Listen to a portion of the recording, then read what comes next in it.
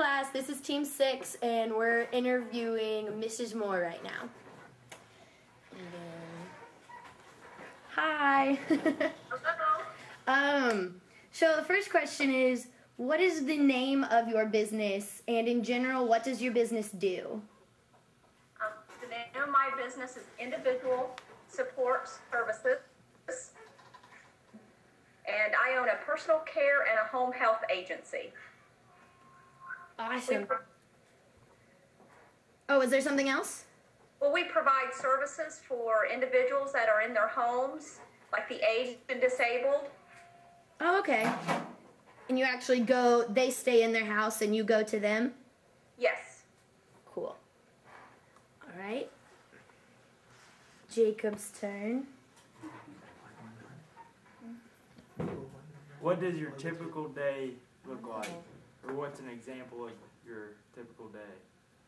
Well, it starts about between 5 a.m. and 6 a.m. I start getting calls for schedules. I go in and start doing my paperwork as far as my Medicaid billing. I answer my emails. I go through schedules. I go through nurse assessments. Like today, I had a staff that didn't come in, and we had to do our prior authorizations, which is our billing units. And I did that. I had an interview today, and then I had to be home by 6:30 for this. Otherwise, I'd probably still be at work until about 8 o'clock.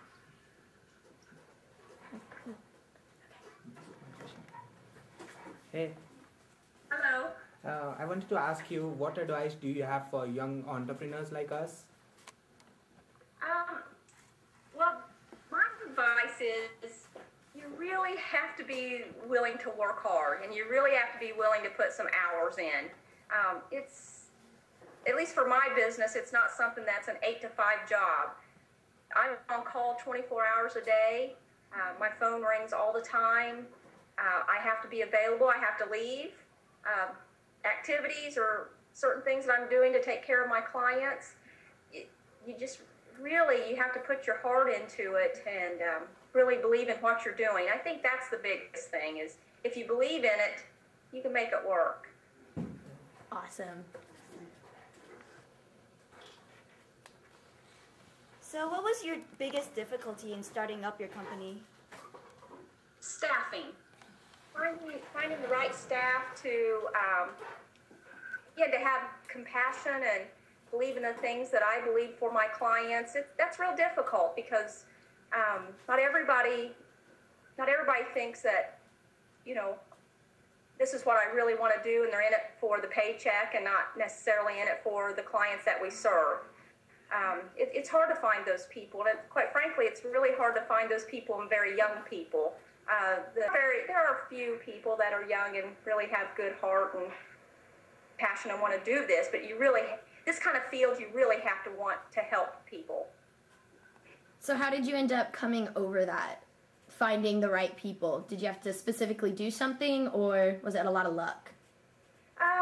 Well, you do a lot of interviews. You do a lot of terminations. You work with them, you train them. That's probably one of the biggest keys, is the communication, the training component. In all aspects of staff, you really have to invest time in them to see if they're capable of giving you what you need back. That's real difficult because you don't get paid for time. There's no reimbursement for time. There's no reimbursement for training. But if you want good people, that's where you have to invest that time. Is it still the most difficult thing that you have? Yes, absolutely. The most difficult thing is finding good staff for my clients. I think my business is very unique because I believe that I need those kind of people to take care of my clients. There are other agencies out there similar to mine that just will hire and keep a warm body in. I don't believe in that. I believe that you have to have somebody that has an interest in the clients and really has that compassion. So yeah, we have a turnover in this business. There's there's a big turnover. But for me, I think it's always for the best to find the right person.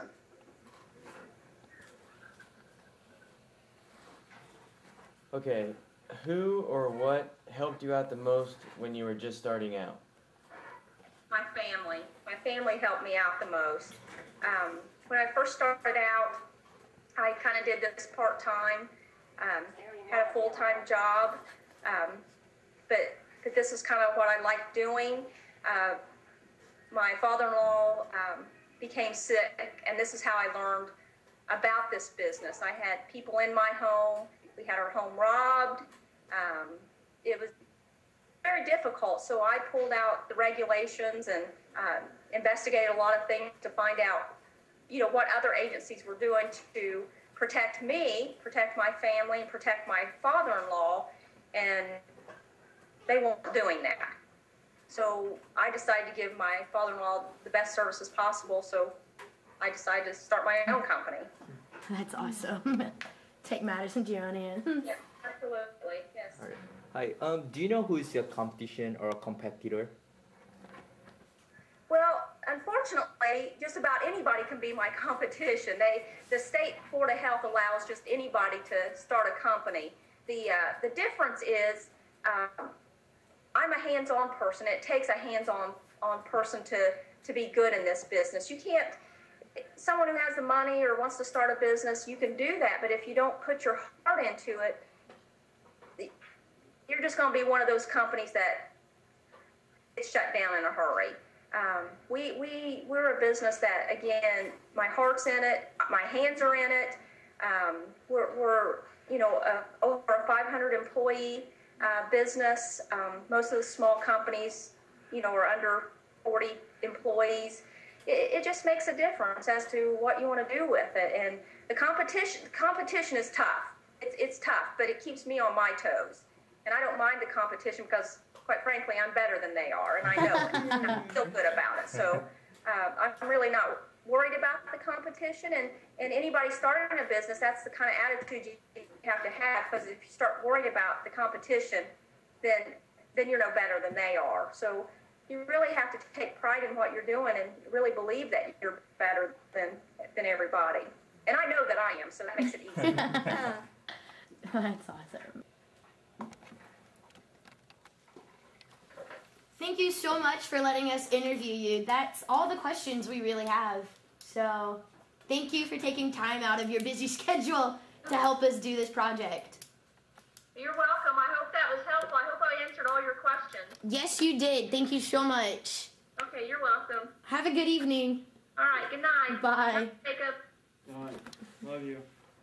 Love you more.